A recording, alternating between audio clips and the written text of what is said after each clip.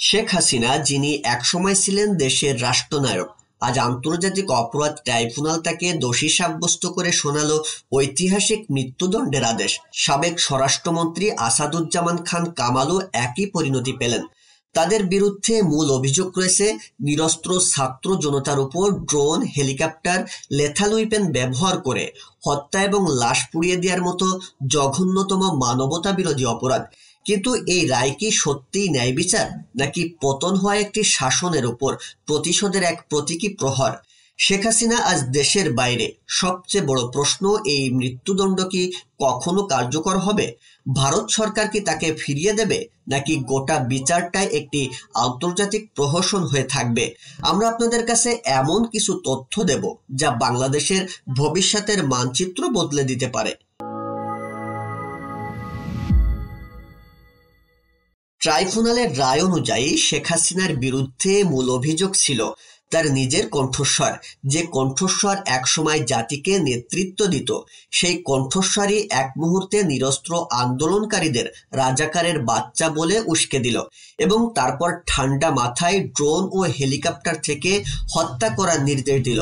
এটি শুধু হত্যা নয়, এটি মানবতার বিরুদ্ধে এক জঘন্যতম অপরাধ। ফলস্বরূপ তারা পেল মৃত্যুদণ্ডের আদেশ। শেখ হাসিনার 15 বছরের শাসনে গুম, বিচার বহির্ভূত হত্যা এবং বিরোধী মতের উপর দমন নিপীড়ন ছিল নিত্যদিনের ঘটনা। আর তাই জনগণের আকাঙ্ক্ষা প্রতিফলিত হয়েছে এই রায়ের মাধ্যমে। এটি প্রমাণ করে রাষ্ট্র ক্ষমতা ব্যবহার করে নির্বিচারে মানুষ মারলে একদিন না একদিন আইনের মুখোমুখি হতেই হবে। এটি দুর্বল রাষ্ট্র কাঠামোতে জনগণের নৈতিক বিজয়ের সবচেয়ে বড় দলিল। কিন্তু এখানে একটি বড় ফাঁক রয়ে গেছে। প্রধান আসামি এখনো পলাতক।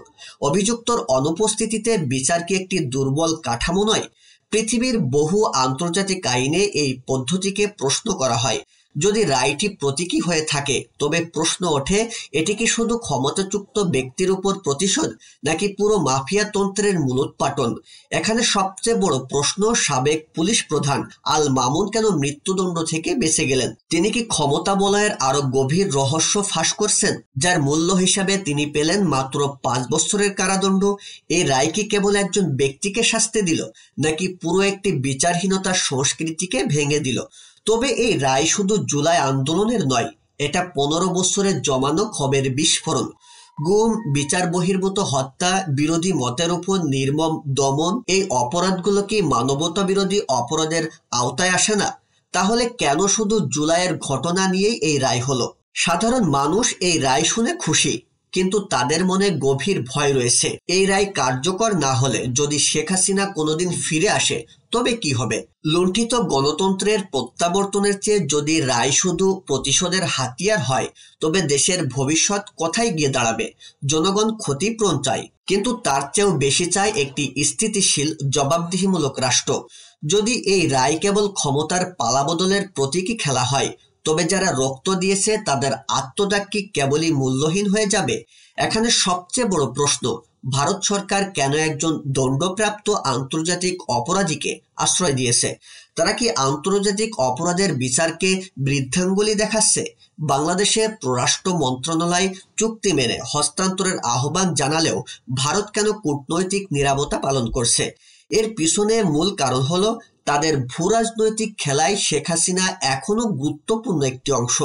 ভারতের কাছে আন্তর্জাতিক আইনের চেয়েও তাদের অভ্যন্তরীণ কৌশলগত স্বার্থ বেশি প্রিয়। জাতিসংঘ এবং পশ্চিমা বিশ্ব সাধারণত মৃত্যুদণ্ডের বিরুদ্ধে এই অবস্থান ব্যবহার করে শেখ হাসিনা ও তার মিত্ররা আন্তর্জাতিক চাপ সৃষ্টি করতে চাইবেন। প্রধান উপদেষ্টা অধ্যাপক মোহাম্মদ ইউনূস আন্তর্জাতিক অঙ্গনে একজন পরিচিত মুখ হলেও মৃত্যুদণ্ড বিরোধী এই চাপ সামলে দেওয়া তার জন্য প্রায় অসম্ভব এক চ্যালেঞ্জ। এখন প্রশ্ন হলো, এই বিচার কি শেষ পর্যন্ত আন্তর্জাতিক মহলে বাংলাদেশের বিচার ব্যবস্থার স্বচ্ছতা ও নিরপেক্ষতাকে প্রশ্নবিদ্ধ করবে? তবে এই রায় প্রমাণ করলো ক্ষমতা সাময়িক, কিন্তু যতক্ষণ না এই রায় কার্যকর হচ্ছে এবং যতক্ষণ না রাষ্ট্রীয় প্রতিষ্ঠানগুলোতে আস্থা ফিরে আসছে, ততক্ষণ এটি কেবল একটি প্রতীকী বিজয় হয়ে থাকবে। আমরা জানতে চাই এই রায়ের পেছনের সম্পূর্ণ সত্য। আমরা জানতে চাই ভবিষ্যতে আর কোনো শাসক যেন মানুষের উপর এই ধরনের বর্বরতা চালাতে সাহস না পায়। আদালতের এই রায় আপনি কতটুকু সমর্থন করেন? আপনার মূল্যবান মতামত কমেন্ট বক্সে জানাতে ভুলবেন না।